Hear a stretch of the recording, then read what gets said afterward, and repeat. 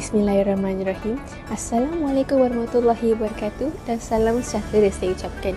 Saya Hana Damia binti Muhammad Syamsul daripada kelas tu maju ingin menyampaikan sedikit makluman tentang sebuah perayaan iaitu Maulidur Rasul.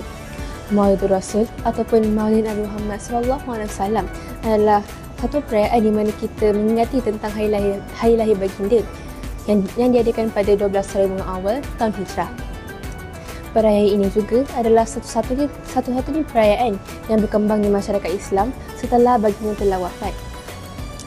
Perayaan ini juga adalah untuk menyatakan rasa kesyukuran dan kehormatan kita terhadap baginda.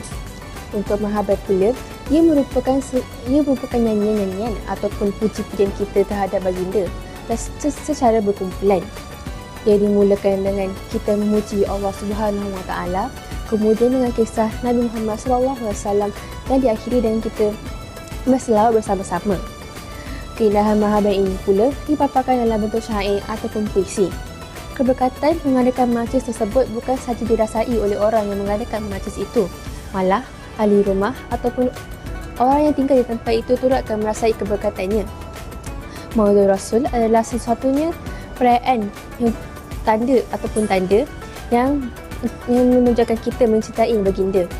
Bukan sahaja pada hari lahirnya, bahkan sepanjang hari, detik dan juga saat kita mengingati jari baginda dan juga menanam dalam jiwa kita untuk mencintai baginda dengan sepenuh hati. Sering juga untuk mengikuti sunnahnya. Itu sahaja daripada saya. Wabillahi taufiq wal hidayah. Wassalamualaikum warahmatullahi wabarakatuh.